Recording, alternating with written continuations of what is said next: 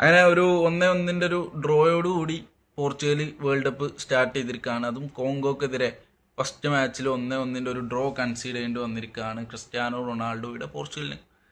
വളരെ ഡിസപ്പോയിൻറ്റിംഗ് ആയിട്ടുള്ളൊരു റിസൾട്ടാണ് പോർച്ചുഗൽ ഫാൻസിനെ സംബന്ധിച്ചിടത്തോളം. ഇത് അത്രക്കും ഒരു മോശം പെർഫോമൻസ് ആയിരുന്നു പോർച്ചുഗലിൻ്റെ ഭാഗത്തുനിന്ന് കാണാൻ പറ്റിയത്. ഫസ്റ്റ് ഗോൾ അടിച്ച് ജാവനേഴ്സിൻ്റെ ഒരു ഗോളിലൂടെ ഫസ്റ്റ് ഗോൾ അടിച്ചത് പോർച്ചുഗലാണ്. പിന്നെ കോങ്കോ തിരിച്ചടിച്ച് 5-ാമത്തെ മിനിറ്റ് തന്നെ ഗോൾ വന്നു. പക്ഷേ ഈ മാച്ചിൽ പോർച്ചുഗൽ കളിച്ച ഒരു രീതി, അവരുടെ ഈ ഒരു സ്ക്വാഡ് വെച്ചിട്ട്, ഈ ഒരു മിഡ്ഫീൽഡ് വെച്ചിട്ട് എല്ലാ പൊസിഷനിലും ബെസ്റ്റ് പ്ലേയേഴ്സുണ്ട്. ഇപ്പം നിലവിൽ വേൾഡിലുള്ള ബെസ്റ്റ് പ്ലേയേഴ്സ് പോർച്ചുഗലിനുണ്ട്.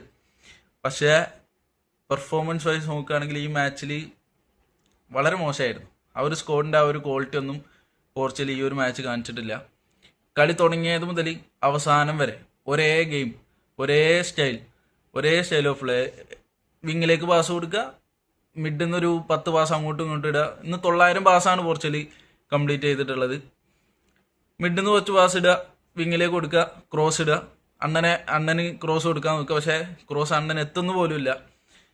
ഒരു 5 പൈസക്കില്ലാത്ത ക്രോസാണ് രണ്ട് വിങ്ങിൽ നിന്നും വരുന്നത്. മിഡിലൂടെ ഒരു ക്വാളിറ്റി ഉള്ള ഒരു അറ്റാക്ക് പോലും പോർച്ചുഗലിന് നടത്താൻ പറ്റിയിട്ടില്ല.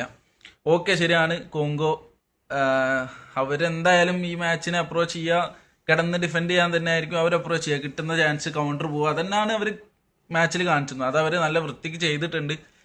പലപ്പോഴും പോർച്ചുഗലിൻ്റെ ഡിഫൻസിനൊരു ത്രെറ്റ് ഉണ്ടാക്കാൻ പറ്റിയിട്ടുണ്ട് കോങ്കോക്ക്. പിന്നെ ക്രിസ്ത്യാനോയുടെ കാര്യം പറയുകയാണെങ്കിൽ മാച്ചിൽ ആൾക്ക് കിട്ടിയത് ഒരു 2 ചാൻസാണ്. ആൾക്ക് ടച്ചും കാര്യങ്ങളൊക്കെ കുറവാണ്. ആളിങ്ങനെ അവിടെ എങ്ങനെ നിൽക്കുക ബോക്സിൽ, ആൾക്ക് പാസ് കിട്ടുന്നില്ല, ക്രോസ് കിട്ടുന്നില്ല. വരുന്ന ക്രോസ് ആണെങ്കിൽ 5 പൈസക്കില്ല. മിഡിലൂടെ കളി വരുന്നില്ല. ജാവനേഴ്സ്, വിറ്റീന, ബ്രൂണോ ഫെർണാണ്ടസ് ഇങ്ങനത്തെ കിട്ടില്ല മിഡ്ഫീൽഡേഴ്സ് ഉണ്ടായിട്ട് പോലും മിഡിൽ കൂടെ നല്ലൊരു ഗെയിം, ഒരു 1-2 കളിച്ച് ബോക്സിലേക്ക് കയറാനോ അങ്ങനെ ഒന്നും പോർച്ചുഗലിൻ്റെ ഭാഗത്തുനിന്ന് കാണാൻ പറ്റിയിട്ട്. ഇതിൽ റീസണായിട്ട് എനിക്ക് തോന്നുന്നത്, എൻ്റെ ഒരു ഒപ്പീനിയൻ പറയുകയാണെങ്കിൽ മാനേജറിൻ്റെ ഭാഗത്തു നിന്നുള്ളൊരു മിസ്റ്റേക്ക് കൂടെയാണ്. ഈ ഒരു സ്ക്വാഡിനെ എങ്ങനെ യൂസ് ചെയ്യണമെന്ന് മാർട്ടിനസിന് പിടുത്തല്ല. നല്ലൊരു മാനേജർ ആണെങ്കിൽ ഇപ്പോൾ നമുക്ക് അടുത്ത കളി മുതൽ ഇതിൻ്റെ ഒരു മാറ്റം കാണാൻ പറ്റും. ആള് ഈ ഒരു പ്രശ്നമൊക്കെ സോർട്ട് ചെയ്തുകൊണ്ട് അടുത്ത കളിയിൽ വേറൊരു പോർച്ചുഗലിൻ്റെ വേറൊരു സ്റ്റൈൽ ഓഫ് പ്ലേ നമുക്ക് കാണാൻ പറ്റിയിരിക്കും നല്ലൊരു മാനേജർ ആണെങ്കിൽ. എന്തായാലും വളരെ ഡിസപ്പോയിൻറ്റിംഗ് ആയിട്ടുള്ളൊരു സ്റ്റാർട്ടാണ്. നിങ്ങളുടെ ഒപ്പീനിയൻസ് കമൻറ്റ് ഈ ഒരു മാച്ചിനെ കുറിച്ച് മറ്റൊരു വേണ്ടെത്താം.